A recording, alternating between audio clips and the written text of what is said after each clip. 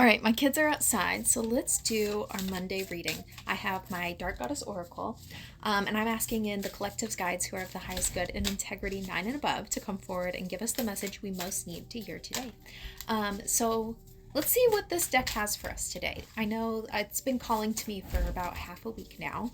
Also, check out the J Lab. I'm using their microphone today, so hopefully you don't hear screaming children in the background. All right. Spirit, tell us who's coming forward today. Yuki Onna, release. Well, that seems fitting.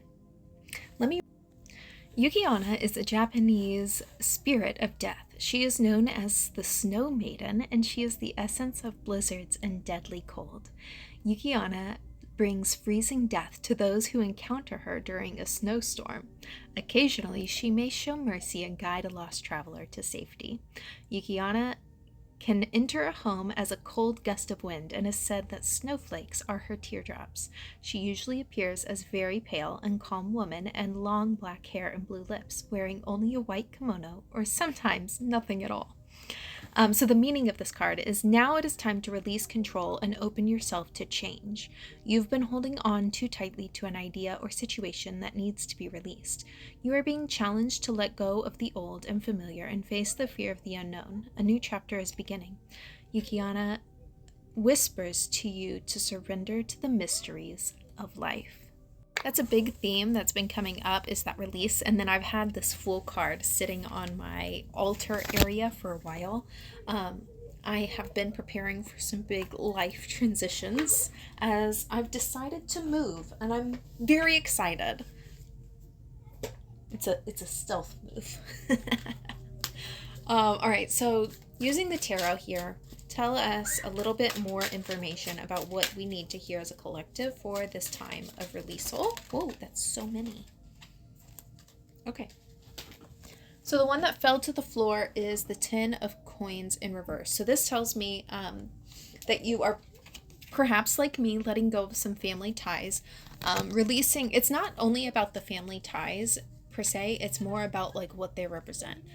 It's about holding yourself back to appease others. So we're cutting ties with that people pleaser part of ourselves, or the part of ourselves that would sacrifice ourself, our identity, our safety, our happiness in order to stay connected to family or stay connected to outdated systems that are actually harming us. I have the star. So this is about holding out hope for the future.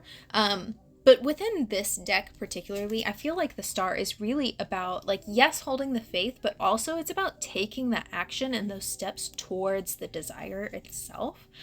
So it isn't like a passive hope and pray. The star is about, like, actively walking in faith. What was that? Having faith in the unknown. And the Page of Cups. I love this card.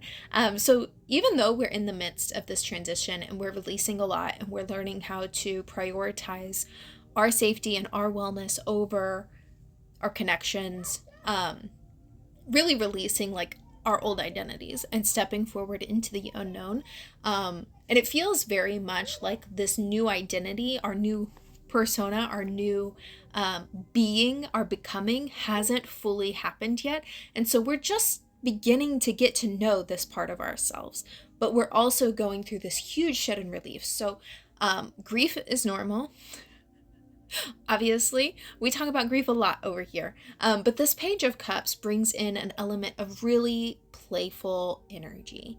And this is just reminding us that even though we're going through these big transitions, even though we're going through this big release, especially this emotional, that this is a really key stage for your inner child, and that your inner child is great at balancing both. I'm reminded of when my oldest was teething and she was just playing in the living room, and I looked over, I had no idea she was in pain, and she's just crying, and I asked her what was wrong, and she said, my teeth are bothering me, and she kept playing. So children are really good at balancing this. So in these times when you feel just like overburdened by adulthood, turn to your inner child and ask them for advice or sit down and play with them.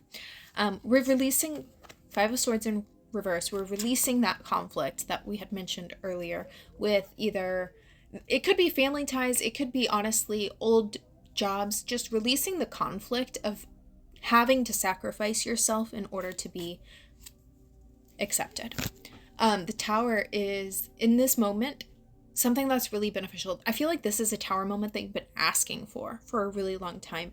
This is something that's going to, like, it feels like a tower of the self. Like, you're cracking yourself open so that you can live more authentically, live more in alignment with the things that you desire to experience.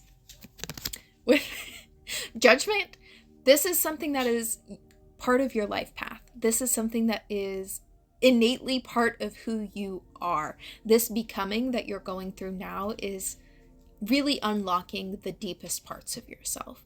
The Judgment also tells me that you are being fully supported in this, that there are angels working with you in order to assist you in these transitional moments. So just know that whatever you're releasing, that there's a plan, that Spirit isn't going to ask you to release something without having the next gift or offering available for you. There's rewards on the horizon. The Hanged Man. Now it's time for surrender. Release, surrender, trust. Know that this is part of the great becoming. So this is happening on an individual level for us personally, yes, but this is also happening on a collective scale. And your little seed of what you are attending to right now does have a greater impact on the collective. So for the moment, trust and surrender and continue to take these things step by step. One thing that I've been, sort of annoyed with my guides, but also understanding, is that they will give me one step at a time. And sometimes it's half a step. They will literally be like, no, I need you to go online and then I'll tell you what to do next. So they'll say like, yeah, you're going to move, but right now you're going to focus on boxing things up. And I'm like, okay, well, I have to know, like, how I'm going to, like, am I renting a truck? No, just box the things up. So perhaps your guides are doing this to you as well. Maybe not, but trust each step that you're given and just continue to, one thing that I find has been really important and crucial in my journey has been to stay present in this moment, in this step, because I'm very much one that wants to plan 10 steps ahead and have the entire picture laid out so that I know exactly what to expect and exactly what's going to happen. And this is one of the very first times that I'm really, truly allowing myself to just be guided step by step. And so staying present in this moment. And I've found that for me, it has opened up a lot of blank space where I get to sit in peace and I get to reflect and I get to be like, wow, this moment is amazing. Thank you. So give yourself that love, give yourself that appreciation. You've come so far and I'm so proud of you. And remember that you are guided and protected and loved so, so, so much.